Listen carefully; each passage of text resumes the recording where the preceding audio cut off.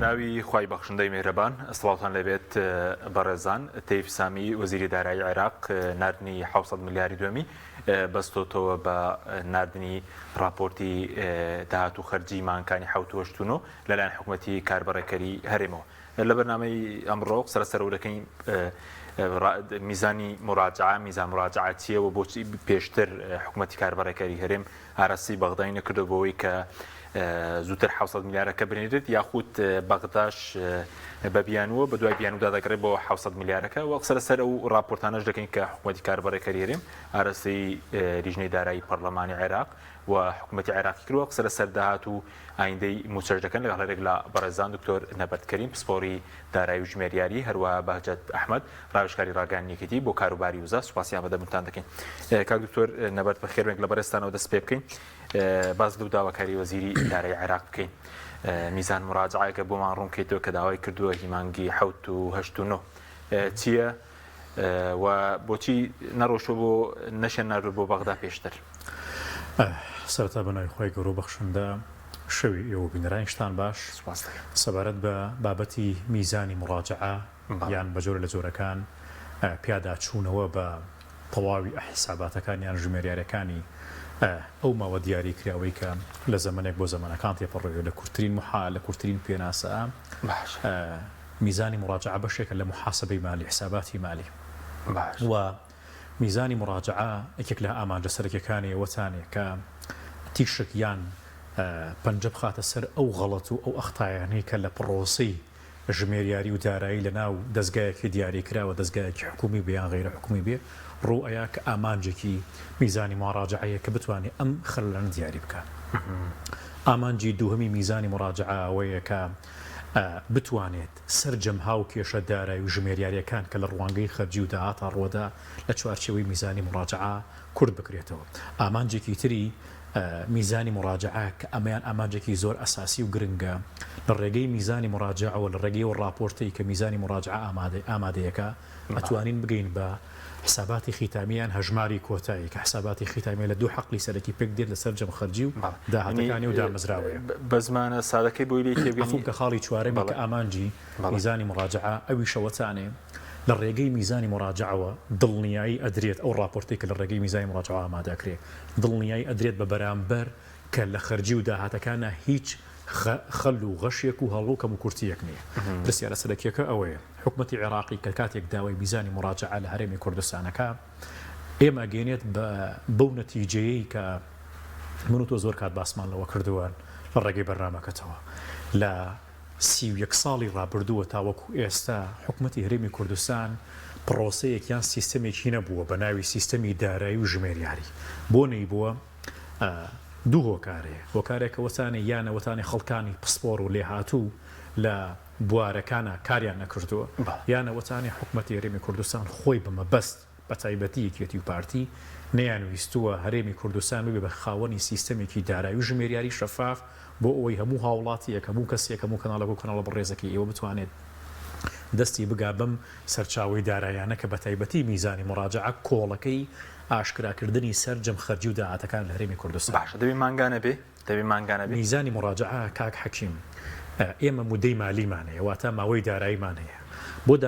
دامەزراوە ناحکومەکان 3 مانگی و 6 مانگی و ساڵیمانەیە على الأكثر لە حکوومەتدا 12 مانگیمانەیە بەڵام میزانی مراجعە ئەتوانێت بۆ فترێکی دیاریکراو ئامادە بکرێت بۆ نمونە حکوومەتی هەرێمی کوردستان ئەتوانێت میزانی مراجعەی 6 مانگی ڕابردوو ئامادە بکە ئەتوانێت بۆ میزانی مراجعە بۆ 6 ساڵ بۆ ساڵێک ئامادە بکە ئەتوانێت میزانی مراجعە مانگانە ئامادەی بکاکە وەکو ئاماژەم پێکرد میزانی مراجعە بچووکراوەی سەرجەم قەیدە محاسبیەکانی حکوومەتە یان ئەو دامەزراوەیە لە ماوەی ئەو ماوە لە چوارچێوەی میزانی مراجعە دەکرێت زمانە سەرەکی بڵێن لێکۆڵینێکی وردە لە داهات و خەرجی بە دیاریکردنی بە کورتی هەڵەکانی بڵێن میزانی مراجعە بریتیە لەو راپۆرتە دارایی کە ئاماژە ئەکا بە سەرجەم خەرجی و داهاتەکان بۆ ئەو ماوە دیاری کراوە کە دەستگای بەرامبەر داوایەکە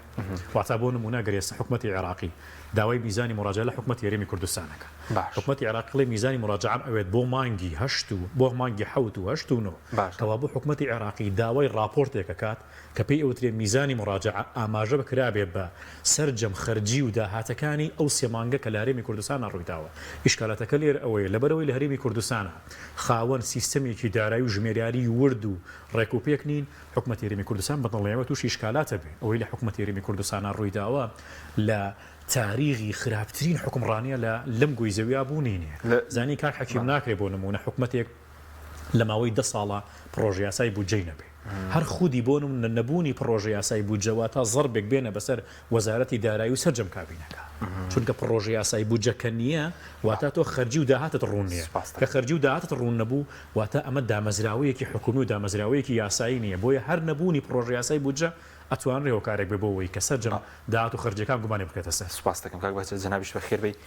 سەرنجی بەڕێز چی بوو لەسەر دواکەوتنی 700 ملیارەکە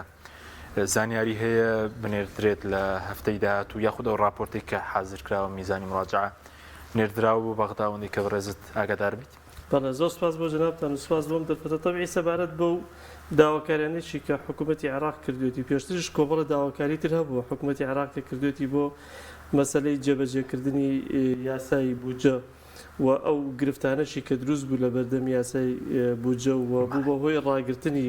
بەشە بودجەی هەرێمی کوردستان و کە نەتوانێت قانونی میزانی عێراق وەکو خۆی جێبەجێ بکرێت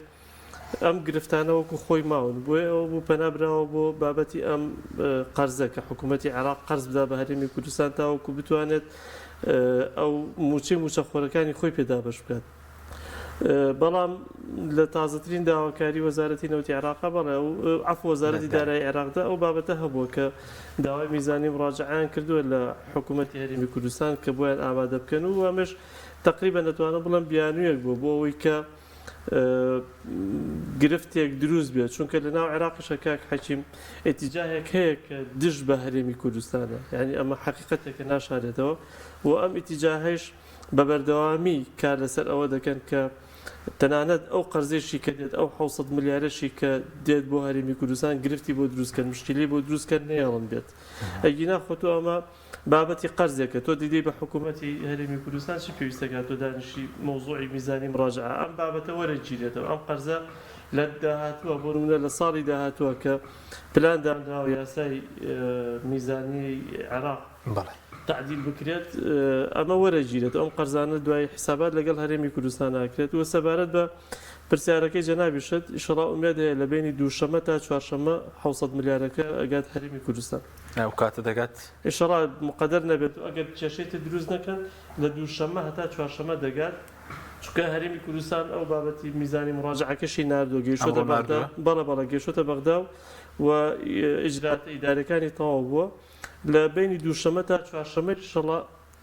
600 ملیارەکە گاتە هەرێمی کوردستان. باشە بەس بەڕێز بۆچی پێدوایە بیانەوە ئەو داواکردنیە و خەرجی و راپۆرتی خەرجی و داهاتە چونکە تاوەکو ئێستا بەسەر نابێ حکوومەتی کاربەرەکەری هەرێم خۆشی هەیبێت هەرچەندە پێشتر بڵێن ئەو داتانەی ئاراسی پەرلەمانی کوردستان نەکردووە دیوانی چاودێری دارایی کاک حەکی مشکلەی ئێمە لە هەرێمی کوردستانە ئەوەیە کە تاوەکو ئێستا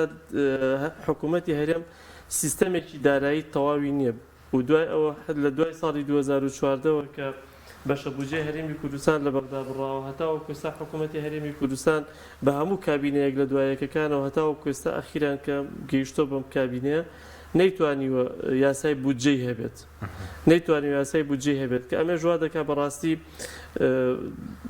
کە حکوومەت نەتوانێت تەنانەت هیچ داتایەکی ڕێکوپێکی خۆی هەبێت تایبەت بە خەرجەکانی تایبەت بە داهاتەکانی و ئەینجا ئێمە بەڕاستیش ئەگەر سەیری بکەین دەبینین لە هەرێمی کوردستانە ئێستا بۆ نمونە لە سنووری هەردوو پارێزگای هەڵەبجە و سلێمانی و هەردوو ئیداری گەرمیان و ڕاپەڕین سایتێکەیە بە ناوی سایتی شەفافێتەوە کە ئەم داهاتی ئەم سنوورە بەڕاستی ڕۆژانە کەشفەکات و کە ئەزانێت چی و چۆنە بەڵام لەو لەش هەمووی داخڵ ناکرێوایە نانە هەمووی داخڵەکرێت چکانێکیان دەڵێ هەمووی داخڵ ئەو قسانە بەڕاستی زوڵمە ئەکرێت دەزانی بۆ چونکە لەبەرەوەی بەڕێوەبەرهاتەکانی سنووری پارێزگای سلێمانی هەمووی بەدەستێکێتیەوە نییە هەمووی کەوادری یەکێتی نییە ئەمە یەک دووش ئەو لە ناو گەنجینەی دوێسا بۆ منە خۆ بەدەست یەکێتیەوە نیە بەدەست لایەنی ترەوە بەدەست خەڵکی ترەوە بەڕێوەبەراتەکان ئەگەر ئەم داتایانە کە لە سایتی شەفافێتە بڵاوەکرێتەوە داتاکانی نادروست بێت دڵنیا بە لە سوۆشال میدیا ئەیکەنە بڵاوەکەنەوە ینی شتێک نییە کە بشارێتەوە جا لەبەرەوە داتاکان کە هەیە لەوانەیە ڕۆژێک دواکەوە دوو ڕۆژ دوابکەوە بەڵام لە کۆتایی مانگەکە بە تەواوەتی بڵاوەکرێتەوە بەڵام ئێستا دەبینی بۆ نمونە لە سنووری هەولێر لە سنووری دووە ئەمەشمان نیە ینی نازانێت راپۆرتی پەرلەمان هەبوو ئەوەی خاڵە سنووریەکان چی لە سنووری ئەولا بێت چ لێرە بێت هەمووی ناتوتەوە خەزێنی حکوومەت وەکو خاڵە سنووریەکان وەکو هەموو داهاتەکان خاڵە سنووریەکان کاک حەکیم لە کوی عێراقا نەکە لە هەرێمی کوردستانە داهاتەکەی 100% ئەگەر بڵم بگەڕێتەوە بۆ خەزێنی حکوومەت شتیوانە ینی بە سەراحەت ینی بۆی کە سەریارە ڕێژەی چەندی ناگەرێتەوە چەند دەگەرێتەوە نسبیە بەڕاستی لە شوێنێک بۆ شوێنێکی تر ئەگۆڕێت ینی لە جێگەیەک بۆ جێگەیەکی تر ئەگۆڕێت ئەوە نییە کە بڵێ هەر لە هەنێ شوێن التیزام باشترە لە هەنێ شوێن کەمترە یعنی جا لەبەرەوە لە تاوەکو سیستەمێکی حسابی زۆر باشی وردت نەبێت و وەزارەتێکی دارایی متەکاملت نەبێت لە ڕووی یاسایی خۆیەوە کە بتوانێت هەڵسوکەوتی خۆی بکات و وەزارەتێکی دەستکراوە بێ بەڕاستی دەستکراوی ئێستا کۆنتترۆل نیە بەسەر هەموو داهاتەکان وەزارەتی دارایی وایە وەڵی بەتاکید نییە ئەگەر هەی وایە بەم شێوەیە نەبوو ئەگەر هەی وایە بۆ نمونە لە سنووری پارێزگای سلێمانی ماڵپەڕی شەفافێت داتاکانی بڵاو کردەوە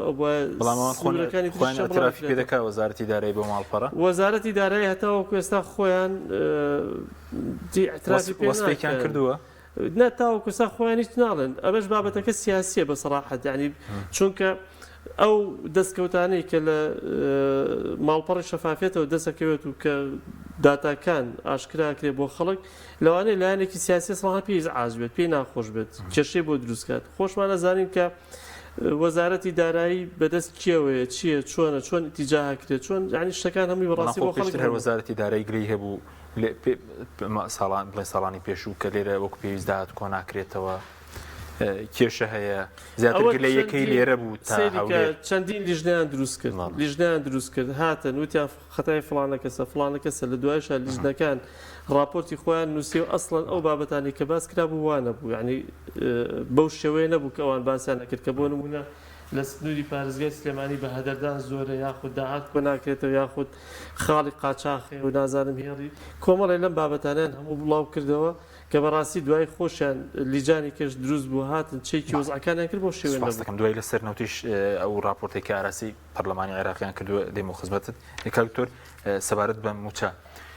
کاک بەهجەت باز دۆ کە ڕەنگە هەفتەی داهات و 700 میلیارەکە بێت ئەی بۆ 700 میلیاری دووەم یاخود بۆ ئێستا ئەگەر بژێت مانگی هێشت ئەی 9 10 11 و 12 من هەر لەم جێگەیەوە بزانم لە بەرنامەی پێشووە کە لەگەڵ جەنابتا هەر لە ئێرەوە باسمان لەوە کرد کە من وتم ئەوەی کە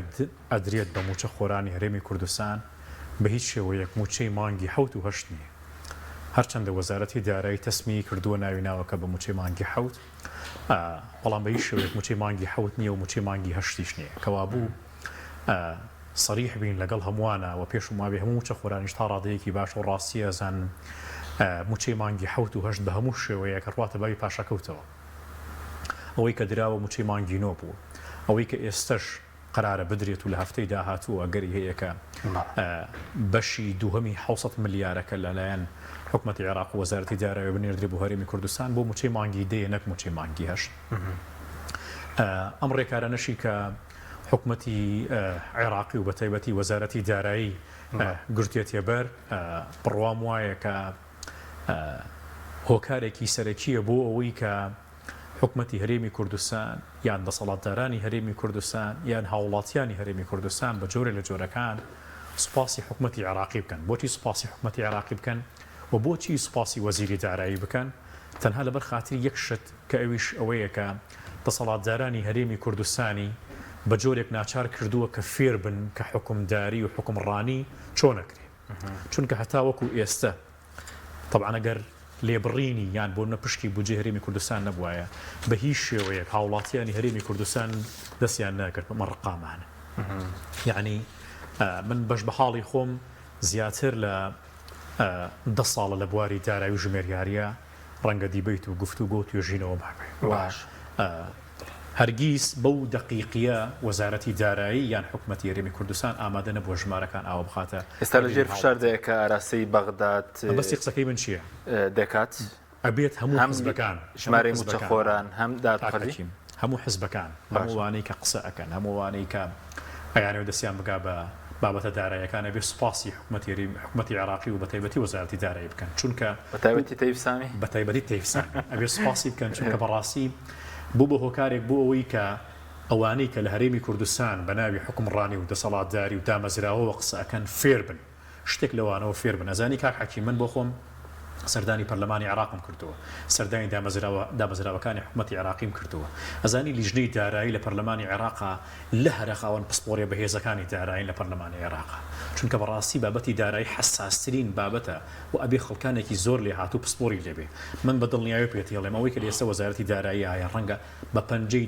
دەست بژمێرێت کە بزانێ قەیدێکی محاسبەی دروست بکە لە وەزارەتی دارایی هەرێم ئاخرتە بۆ نمونە بەرامبەر تەیفسامی دانیشی لە بەغا یەکەم پرسیارباسی میزانی مراجعات لەکە من تەسەوڕ دڵنیام بۆ نمونە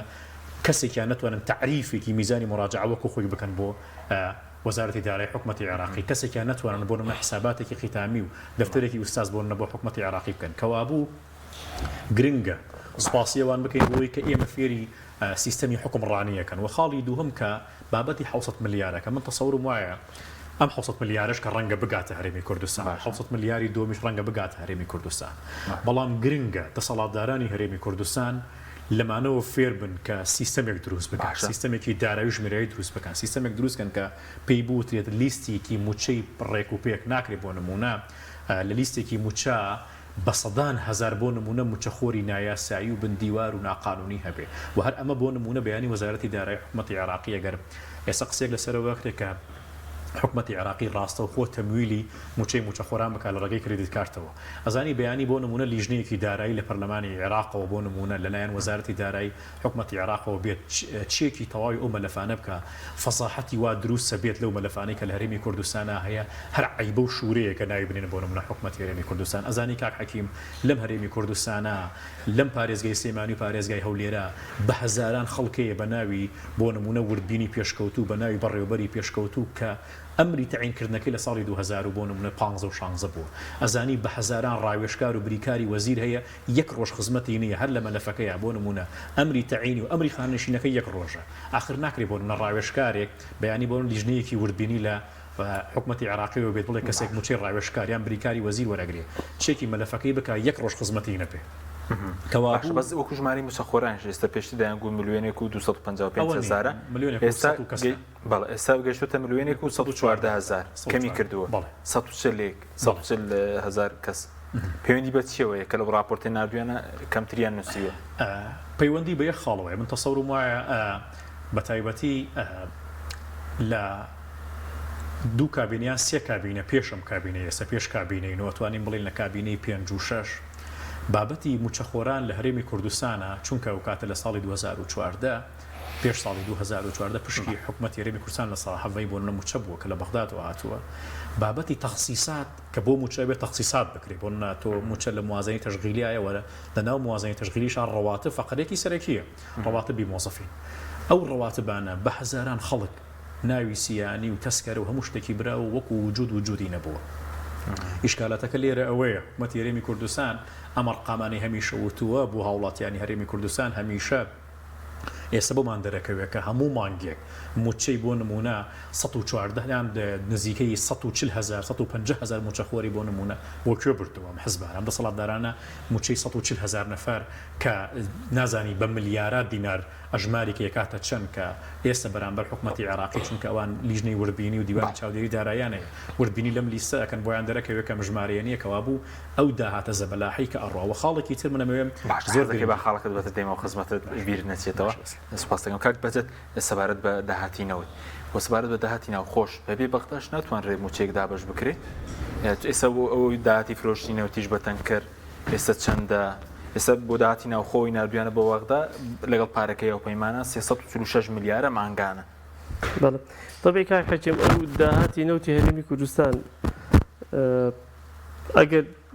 سەرێکی ئەو داتایانە بکەین کە لە کۆمپانیای دیلۆیت لە چارەکی یەکەمی ئیمساڵ بڵاوی کردەوە لەگەڵ ئەو داهاتەی کە لە نەوت لە بۆری هەناردەی نەوتەوە فرۆشراوە لەگەڵ ئەوەشی کە دابین کراوە بۆ پاڵاوگەنەوتەکانی هەرێمی کوردستان و لەگەڵ ئەم راپۆرتێشی کە لە ئەخیرە کە وەزارەتی دارایی داوێتی بە حکوومەتی ئیتیحادی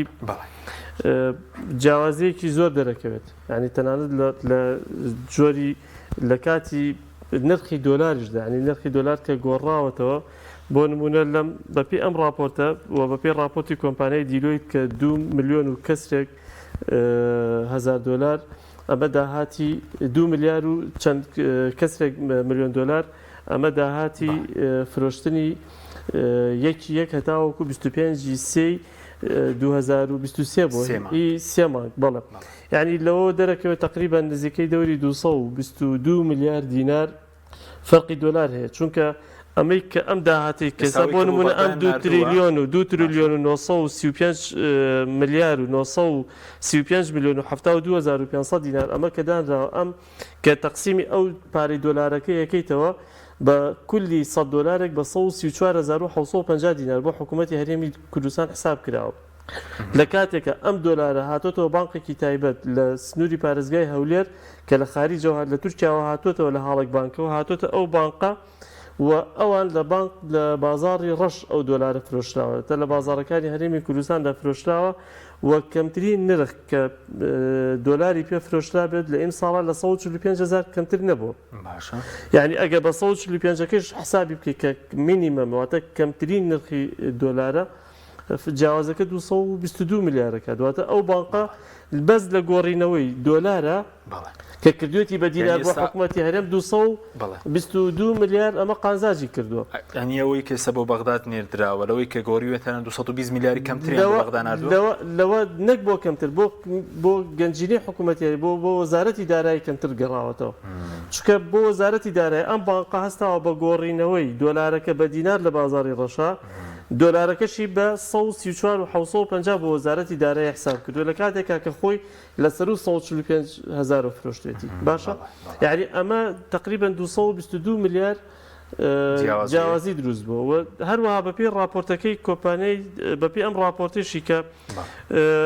داوێنە بە وەزارەتی دارایی عێراق طبیعی دەڵێ ئێمە 10 ملیۆن و 10 ملیۆن و 200,546 بەرمیل ئەمە بۆ فرۆشراوی ناوخۆیە ئەمیش ئەڵێ تقریباگەکان نییە کە لە 6 مانگی یەکەمە لە 6 مانگی یەکەمە بۆ پاڵاوگەکان ئێمە دوو جۆر پاڵاوگەمان هەیە لە هەرێمی کوردستانەوەتە دوو جۆر فرۆشتی پاڵاوگەمان هەیە بەپێ ئەوەی راپۆرتەکەی دیلۆی دانەیەکیان پاڵاوگە بچووکەکانە کە هیچ کەرتی تایبەتە کەسێک یاخود کۆمپانیایکی بچووک ئینێکی هەیە پاڵاوگەیەکی بچووکی هەیە ئەم پاڵاوگە بچووکە لە راپۆرتەکەی کۆمپانیای دیلۆیتیشا نرخی ئەمە دەرکەوتووە ئەڵێ بای ئەوەندە بای دەوری 22 میلیۆن دۆلارە داهاتەکەی بۆ بەڵام ئەو پاڵاوگانی تر پاڵاوگەکانی تر دووسێ پاڵاوگەیترن لە هەرێمی کوردستانە 4 میلیۆن بەرمیلیان داوە پیان یعنی ئەمە داهاتەکەی دیار نییە و لەمەشا کە سەیری ئەەکەیت لە ماوەی ئەو 6 مانگەدا داهاتی ئەو نەوتی کە دابین کراوە بۆ پاڵاوگەکان ئەو پاڵاوگانە بەڕاستی لەوەشە دیار نییە ئەنی بەخسی جەنابی راپۆرتەکان هەڵی زۆرتیا بۆ پەرلەمانی عێراق ئەمە ئەزان نەکە پەرلەمانی عێراق من کێشەم پەرلەمانی عێراق ئەوەی نێردراوە ئەمەی من ئەوەی کە مەبەستمە ئەو داهاتی نەوتەیە کە گەڕاوەتەوە بۆ وەزارەتی دارایی حکوومەتی هەرێمی کوردستان یعنی بەم داتایانی کە وەزارەتی دارایی ئەڵێ من بەدەستم گەیشتۆ داوێتی بە حکوومەتی عێراق و بۆ داتایانێشی کە کۆمپانیای دیلۆیت داوێتی بە بڵاوی کردوێتەوە لەسەر کوردستان تقریبا نزیکەی 703 میلیار دینار کەمتر گەڕاوەتەوە بۆ وەزارەتی دارایی باشە چکە وەکو باسم کە دەوری 400 میلیاری لەو ماوەی 6 مانگەدا لە یەکێکە تا وەکو 36 ئەمە داهاتی ئەو پاڵاوگانە دیاری نین کە لە هەتا وەکو لە راپۆرتەکەی دیلۆیتیش دەوری 400 و ئەوەی کە من دەرمێنا بە تقریبی ئەگەر بە 58 دلار ژۆکوی لە راپۆرتی دیلۆیت بڵاوی کردوەوە حسابی بکەیت 400 و تقریبا 23 میلیارە کە دەبوو داهاتی ئەو پاڵاوگانە بگەڕێتەوە بە حکوومەتی هەرێم دیار نییە لە راپۆرتەکە و لەم راپۆرتی وەزارەتی داراییش کە داوێتی بە حکوومەتی عێراق ئاماژیان پێ نەکردو کەواتە داهاتەکە نەگەڕاوەتەوە وەزارەتی دارایی سەبەب چوونی بەرە لە 6 مانگی یەکەم لە بۆریەکە و لە داهاتی پاڵاوگەکان 603 میلیارد دینار دیار نییە 603 میلیارد 603 میلیارد دیار نییە بەڵێ بەپێی ئەو ڕقەمانەی کە خۆیان بەپێی ئەم ڕقەمانەی کە وەزارەتی دارایی داوێتی بە حکوومەتی عێراق و بەپێی ئەو راپۆرتەی کە کۆمپانیای دیلۆیت لەسەر داهاتی نەوتی هەرێمی کوردستان بڵاوی کردوێت. باش ئەی ئێستا داهاتی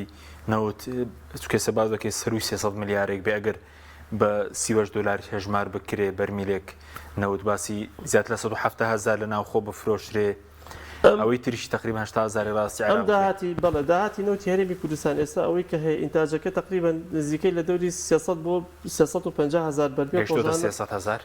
بەڵێ 300 بۆ 350 بەس تەنها تقریبا دەوری ئەمەی کە کێڵگەی فیشخابوورە کە ئیش ناکات ئێستا تقریبا باقی کێڵگەکانی تر بە تاقی ئینتاجی خۆیان ئیشەکەن ئەتوان بڵم لە دەوری 170 بۆ 75 تاقی ئینتاجی خۆیان ئیشەکەن ئینتاجەکەن بەڵام مشکلەکە لە چیدا مشکلەکە لەوەیە کە ئەم نەوتە کۆمپانیا نەوتەکان وەکو لە راپۆرتەکانی خۆشیانە بڵاوی ئەکەنەوە لە نیوەی یەکەمی ئیم ساڵەکە بڵاویان کردوێتەوە ئەمان دێن ئێستا بۆ نمونە DNO لە بڵاوی کردوێتەوە ئەڵێ ئێمە ڕۆژانە لە تاویە 40,000 بەرمیل ئینتاجەکەین 20 بە تەنکەر بۆ خۆمانی فرۆشین 20 دێن بە حکوومەتی هەرێمی کوردستان کە کۆمپانیای HKN گۆڵف کیستۆن کۆمپانیەکانی ترکە هەن لە کوردستانە کۆمپانیا سەرکارەکان ئیشەکەن ئەوانیش بە هەمان شێوە راپۆرتی خۆیان هەیە و بڵاویان کردوێتەوە ئەو وردبینیت بۆ زانەرەی خۆت کرد بە 300,000 بێ ئێستا ئەوەندە دەگا بەڵە ئەوەندە ئینتاجەکەن ئێستا ئەنی تەنها نزیکە 80,000 تەسلیمی عێراقەکان بە قسەی جەنابێنی 210,000 بەرمیلێک بفرۆشن 220,000 بەرمیلێک ئێستا 220,000 بۆ موچەنادەن مادام خۆ نزیکە لەوەی پێشوو پێشتر 400,000 وایە دەفرۆشن ئەمە بەشێکیان سێری کە بەشێک لەمانە کۆمپانیەکان کۆمپانیا بیانیەکان باشە هەڵیەگرنەوە لە بری قەرزی خۆیان چکۆکو لە راپۆرتەکانی خۆشیانە کە بڵاویان کردوێتەوە لە مانگی دەی پارەوە ئەوان شایستەدارایەکانی خۆیانیان وەرنەگرتووە کامەش گرفتێکی گەوری ئەو داهاتی کە پێشتر چی لاتۆ مادەم نەوتەکە چونکە لە راپۆرتی دیلۆیتە لە راپۆرتی درویتە خۆداگەداری نووسراوە بۆ شایستی دارایی کۆمپانیەکان 600 میلیارێک بڕاوە تقریبا 3 میلیارد دلارە 3 میلیارد دلار بڕاوە لە شایستەدارەکان و نەشدراوە بە کۆمپانیەکان یعنی پیان نەدراوە خۆی ئەمەیەکێکە لە کێشە گەورەکان خۆی کێشە گەورەکە چییە کێشە گەورەکەەوەی کە لە هەرێمی کوردستانە تاکڕەویەکە بووە لە ئیدارەدانی مەلەفی نەوتات قۆڕەکاریەکە بووە لە ئەو داهاتی کە هاتوۆتەوە هی نەوت کاتۆتەوە هەرێمی کوردستان ئەمە وای کردووە کە ناشەفافێتێکی گەورە لەم داهاتی نەوتدا هەبێت گۆڕانی شەر بەشداربوون لە ئەنجومەنی هەرێمی نەوت و غاسات چەندە و هەڵوەشاوەتەوە بە پێی ئەنجومەنی نەگەوە لەم کابینێدا ئەنجومەنی هەرێمی نەوت و غاز یەک نیو سعات کۆبوونەوەیان کردەوە یعنی نە دەسەڵاتی هەبووە نە ئەسڵەن پێش ئەوەشی کە لە کار بخرێت و یاساکە هەڵبۆشێتەوە تاعتیل کراوە پرسانی باڵای یەکێتی و گۆڕان لەناو حکومەت ناڵێن بۆ نمونە ئەو هەموو داهاتی نەوتە دەبرێ ئەگەر وەڵاهی پشت ڕاستکراوە من وەکو گۆڕان نازانم ئەوە کەیفی خۆیانە بەس وەکو یەکێتی سەیریکە وەکو یەکێتی لە سەرۆک پاڤڵیش و کاقوبادیش و ئەمانش زۆر بە ئاشکرا باسییان کردووە کە چی کێشەیەکی گەورە هەیە لە سێکتەری نەوتی هەرێمی کوردستانەوە پێشتریش لە کۆڕبەندێکی دەقیقمان نەبینی سێریکە ئەخەرە زانی بۆچی نییە لەبەرەوەی کە ئێستا لە پێشترە داهاتە نەوتیەکان کە لە تورکیاوە داهاتنەوە هەرێمی کوردستان دەچووە یەک دوو بانقەوە ینی ئەمە دیارە بانقەکانیش دیارەکە هیچ چۆن مامەڵیان کردووە و وەزارەتی داراییش تەنها باسی ئەوەی کردووە کە ئەو بڕەپارەی کە وەری گرتووە هاتۆ گەیشتە بەردەستی وەزارەتی دارایی و کە ماگانە نزیکەی دەوری 300 بۆ 350 میلیۆن دلار وەکو خۆیان باسیەکەن لەوە زیاتر ئاگیان لێی نەبووە و حکوومەتیش بەڕاستی لە دەرەوەی حکوومەت دەستگیرا بوو بەسەر داهاتی نەوتی هەرێمی کوردستانە و ئیتر ئەوەش نەتیجەکەیەتی کە ئێستا بینی سوپاس دەکەم کاکتۆر خاڵێکت ماوە باسیکەی ئەوە سەبارەت بە ئایندەی موچەش بۆ ساڵی داهاتوو یاخود دەکرێت یاسای بودجە هەموار بکرێتەوە ئەو چارەسەرێکی بنەڕەتی بۆ کێشەی موچە خۆران لە بودجەی 2024 جێ بکرێتەوە طبعاەوەی کە من ویستم ئاماژەی پێ بکەم کە هەڕەبتە دیسانەوە هەر قسەکردنە لەسەر بابەتی موچە باشە بەداخەوە ئێستا و لیژانانەی کە لە هەرێمی کوردستانەوە ئەچنە ناوەند و لەگەڵ وەزارەتی دارایی حکوومەتی عێراق و لەگەڵ پەرلەمانی عێراق و لیژنەی دارایی پەرلەمانی عێراق و سەرۆک وەزیرانی حکوومەتی عێراقیا گفتوگو و دیبەیتەکەن لەسەر بابەتی دارایی و بەتایبەتر بابەتی موچە خاڵێکی زۆر گرنگەیە کە لە بیرێکە نەویشەوەتانێکە دەسەڵاتدارانی هەرێمی کوردستان باس لە 900 ملیار و کەسرەکەن بۆ موچەی موچەخۆران بەڵام ئێستا دەڵێن 913 بۆ راپۆرتە 914 پێشتر دەیانوت ئێستا 941 ئەوە 30 ملیارێکیان بۆ بۆ خۆیان لابرد کەوا بوو ئێستا باس لەوە کرێت خەرجی موچەی موچەخۆران 914 ملیارە ئەمە هەڵەیەکی زۆر زەقە بەسەر وەزارەتی دارایی هەرێمی کوردستانەوە چونکە موچەی موچەخۆران ئەگەر ئێستا موازنە بودجەی موچە بۆ هەموو موچەخۆرانی هەرێمی کوردستان 914 ملیار بێ ئەی باشە پلە برزکردنەوە چەند خەرجی موچە برزەکات بە تەقریبی ئەگەر ئەمڕۆ پلە برزکردنەوە بۆ سەرجە موچەخۆران ببەسترێت نزیکەی 50 ملیار خەرجی موچە برزەکاتەوە کەوا بوو قسە سەرەکیەکە لێرە چییە؟ ئەبێت لیژنەکان و بەتایبەتی وەزارەتی دارایی حکوومەتی هەرێمی کوردستان لە بری 914 ملیار کە باسی خەرجی موچەکەن بۆ موچەخۆرانی هەرێمی کوردستان بە تەنیشتی ئەوەشۆ بنووسن زایدەن 50 ملیاری پلە بەرزکردنەوە چونکە بۆ نمونە ئەگەر ئێستا لەگەڵ حکوومەتی عێراقیە لە موازنەی 2024 ئیتیفاقی بکەن لەسەرەوەی کە خەرجی موچە 914 ملیارە ئەی پلە بەرزکردنەوە چی دێتی کە ئەمە بۆ خۆی لە خۆیە مافێکی موچەخۆرانە کە من ناوە بەردەوامبوونی پاشەکەوتی موچەی موچەخۆران لە ساڵەکانی ڕابردووە ئێستا بۆ داهاتوو چونکە بەجددی موچەخۆری وایە مانگانە 200,000 زیاتر بوون لە موچەکەی بڕێ بۆی ڕاگررتنی پلە بەرزکردنەوە بۆی حکوومەتی هەرێمی کوردستان دەسەڵاتداران و لیژنەکان کە لەلایەن وەزارەتی جارایی و بۆ هەرێمی کوردستان و ڕۆنەبەغا ئەگە باستەوە بکەن کە نزیکەی 50 ملیاریش ڕۆتە سەر موچەی موچەخۆران بۆشی بۆ بەرزکردنەوەی پلەی بۆ بەرزکردنەوەی بۆ نمونە تەرفیعاتیان بۆ نەپلە بەرزکردنەوەی موچەخۆران سەبارەت بە پرسیارەکەت کە دیسانەوە ئێمە هەر باس لە قانونی موازنەی 2024 بەڵێ بە دڵنیاییەوە دەکرێت تعدیلی موازنە بکرێت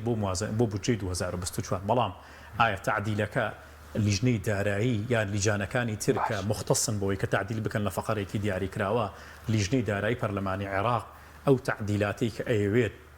نەفقاتی فعلی بۆ نمونە وەکو 15 پارێزگاکەی تر بۆ 3 پارێزگاکە و 4 پارێزگاکەی هەرێمی کوردستانی شەمال یاساپەی ڕۆ بکە ئایا لیژنەی دارایی پەرلەمانی عێراق بەم تعدیلاتە ڕازیە بێ کە لیجانەکان یان بۆ نۆڤدەکانی هەرێمی کوردستان داوایان کردووە من بە دڵنیایی پێت یەڵێم بە ئەگەرێکی زۆر قورسەوە کە لیجانەکان بە تایبەتی لیژنەی دارایی پەرلەمانی عێراق بەو داواکاری حکوومەتی هەرێمی کوردستان ڕازی بێت لەبەر خاتر ئەگەر یەک خاڵیش بێ کە حکوومەتی عێراقی لە مانگی 12 لە بەرامبەر انتخاباتی محافظاتەکانی عێراقایە بۆ 15 پارێزگاکە انتخاباتی ئەنجومەنی محافظات دەکرێت و شارعی شیعە و شارعی سنە بۆ نمونە هەمیشە بەشێکی چەکی ئەویانەوە بووە کە توانیویان هەنێک کەیس دژ بە کورد بەکاربێنە بۆیە من تەسەورم وایە تعدیلی قانونی موازنە لە بۆ ساڵی 2024 بە صالحی کورد نابێت باش ئەی بەزڕەنگە بکەوێتە دوای هەڵبژارنەکەش یعنی ئەگەر ڕەنگە و کات ئاسانتر بێ وایە بکەوێت چکە لە 12 انتخاباتی ئەنجومەنی پارێزگاکان هەڵبژارنەکە چونکە عادەتەن نەکاک حەکیم تعدیلی موازنە ئەبێ بۆن لە سەرەتای مانگی دەویان لە مانگی 11 هێوا شوار دەست پێ بکاکە چونکە عادەتەن پرۆژه یاسایی بودجە لە عێراق و سیستەمی پرۆژه یاسایی بودجە لە مانگی 11 دەست پێکە ئەکرێ بۆن تعدیلاتەکانی مەشروعی موازنەی 2024 لە مانگی 11 لەسەر بکرێ بۆی ئەگەرێکی زۆری هەیە کە تعدیل سەبارەت بوو هەوڵەکە بۆ موچەی ڕاستەخۆی دروستکردنی هەژماری منیش هەیە سەرنج چی بوو بەڕێزت سەلەڕێی 5 بانکی هەلیەوە 100,000 هەژمار کراوەتەوە لە کۆی ملیۆنێک و 114,000 خودی پرسیارە سەرەکیەکە ئەوەیە حکوومەتی هەرێمی کوردستان لە کابینەی بە تایبەتی 5 دانە ساڵە بۆ نەیانتوانیوە سیستەمێکی بانکی بەهێز دروست بکەن بۆ هەرێمی کوردستان و بەڕاستی ئەمە جێگەی شەرمە بۆ حکوومەتی هەرێمی کوردستان و بە تایبەتی بۆ وەزارەتی دارایی زانی کاک حەکیم ئەمە جێشێکمان هەیە لە مۆزەفینی بانکەکان یعنی باشە بانکانە بیش و کاریان چی بێ زانی بانکانی هەرێمی کوردستان بانکی استثماری نین تەنها بانکی پێدانی موچەن خۆستا ئەو کارش بە بانکە حکوومەکە ناسوێت درێت بانکاریەکان بۆیە ئەڵێ مە شەرمەیە بۆ حکوومەتی هەرێمی کوردستان و بە تایبەت بۆ وەزارەتی دارایی بۆ چونکە بۆ منە تۆ دنیایەک بانکی حکومیتێ و دنیایەک موچەخۆرتێ سەر بە بۆ نمونە بە مۆزەفینی وەزارەتی دارایی کە لە بانکانەدا مەسراونەوە ئیشی بانکانی هەرێمی کوردستان بە تایبەتی بانکە حکوومیەکان ئیشی سەرەکیان پێدانی موچەیە خۆ بۆ نمونە بانکانی حکوومەتی هەرێمی کوردستان بانکی استثماری نین و بۆ ئیسیسمار لە بواری مالیان ناکەن لە هەرێمی کوردستانە بۆیە دەکرێت پرۆژەی هەژماری بەنیان بۆ نمونە بە جۆر لە جۆرەکان پێدانی مستحقاتی هاوڵاتی لە ڕێگەی کریدت کارتەوە بێ ئەمە باشترین سیستەمی اقتصادیە بەڵام بۆ نمونە ئەو جێیشە لە مۆزەفین و ئەو دنیای لە بانک لە هەرێمی کوردستان هەژماری بانکی دروست بێگە پارە نەبێ هەر کێشە نیە ئێمە کێشەی سویلەی نەقدیمانێ جا هەژماری بانکی تە بیانەت بێ کێشەی سویلەی نەقدیمانێ پارەی کاش نییە بۆ نە تۆ ATM لە جیازێکە کە بۆنە تۆ کارتەکەی تیاکەیت و 2 میلیۆن و 3 میلیۆن دینار بۆ نموچەت هەیە بەڵام 250 لێنێتە دەرەوە تۆ بادە ئەژماری بانکیت پێبێ بادە کارتی بۆنە بانکیت پێبێ بۆیە مەرحەلەی یەکەم هەنگاوی یەکەم ئەگەر بە تەسەووری من ئەم ڕێکارانە بگیرێتە بەر لەلایەن دەسەڵاتدارانی هەرێمی کوردستان و سەرکەوتووە بێ یەکەمە بێ متمانی بانکی بگڕێتەوە متمانی بانکی چۆن ئەگەڕێتەوە داهاتی حکوومەتی هەرێمی کوردستان نەوتی و نانەوتی بگرێتە بانکە حکوومیەکانەوە داهاتی بستیزمان و بازرگانەکان بخرێتە بانکە حکوومیەکانەوە کە پارەیەکی زۆر لە بانکە حکوومیەکانە هەبوو ئەو کاتە پرۆژەی هەژماری من زۆر بە ئاسانی سەرکەوتووە بێت و ئەتوانن بانکە حکوومیەکان بۆ بابەت باس دەکەم کاک بەجەت چوارخولەکێکمان ماوە سەبارەت بە نەوتی شەناردەکردنەوەی دیارە سوودانی لە ڕۆژانە قسەی کردبوو دەڵێت تاکە بربەست تێچووی کۆمپانیاوتیەکانە کە هەرێم داوای $32 بۆ بەرهەمێنان و گواستنەوە بەغدا $6 یاخود بڵین لەمپەری دیکەشەی هەر بۆ هەناردەکردنەوە کاک حەکیم 5 لەمپەری زۆر گەورە هەیە لە بەردەم هەناردەکردنەوەی نەوتی هەرێمی کوردستانە کە ڕێگری زۆر گەورەیە یەکەمیان بابەتی ڕێکەوتنی حکوومەتی عێراق و حکوومەتی تورکیا لەسەر دووبارە هەناردەکردنەوەی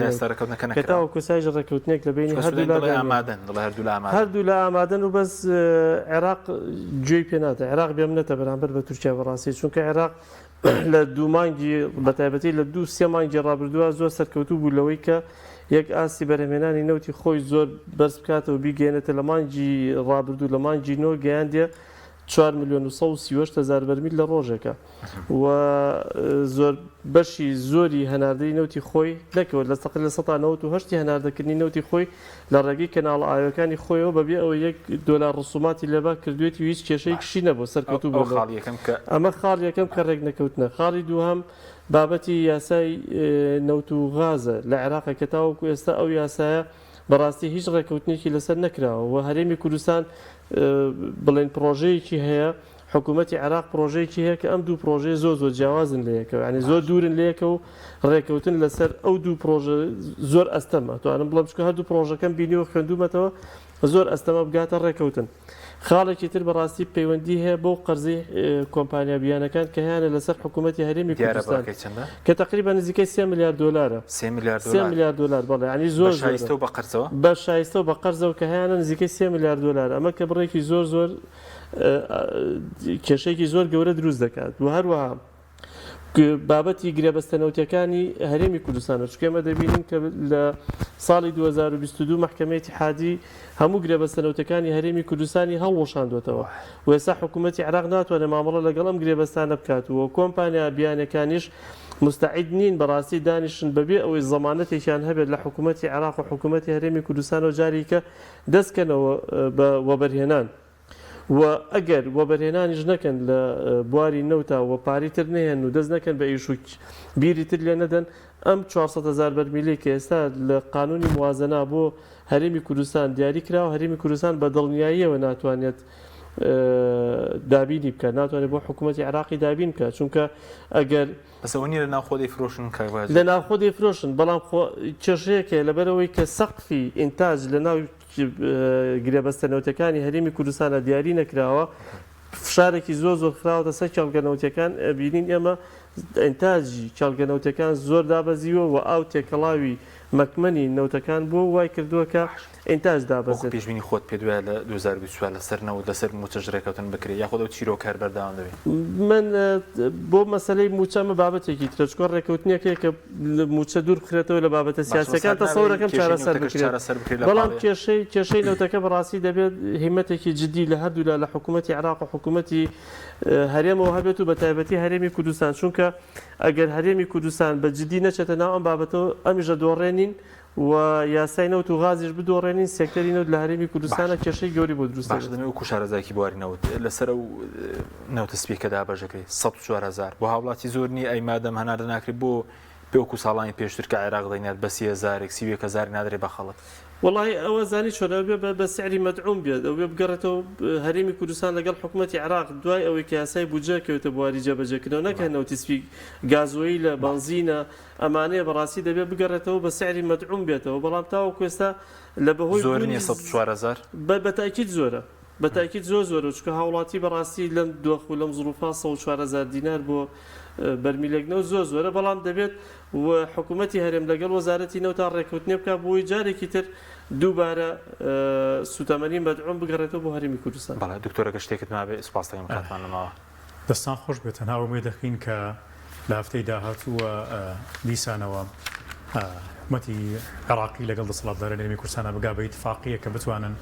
پشتی هەرێمی کوردستان کە 600 ملیار قەرزەیە بنێردرێت و مستحقاتی موچەخۆران دابین بکرێت و بۆ 600 ملیاری سێمیشی شاڵا بۆ نمونە لە کات و ساتی خۆیان بێ بۆی ئەوستریەس و قەلەقیە دیسانەوە ڕۆبەڕۆی موچەخۆران وڵاتیان هەرێمی کوردستان نەبێتەوە. بەڵێ سوپاسان زۆر سوپاس بۆ وەرزان دکتۆر نەبەتکەریم و کاک بەهەجەت ئەحمەد سوپاسان دەکەم. سوپاس بۆ بینەرانی ڕێز، سوپاس بۆ هاوکارانم، خواتان لەگەڵ.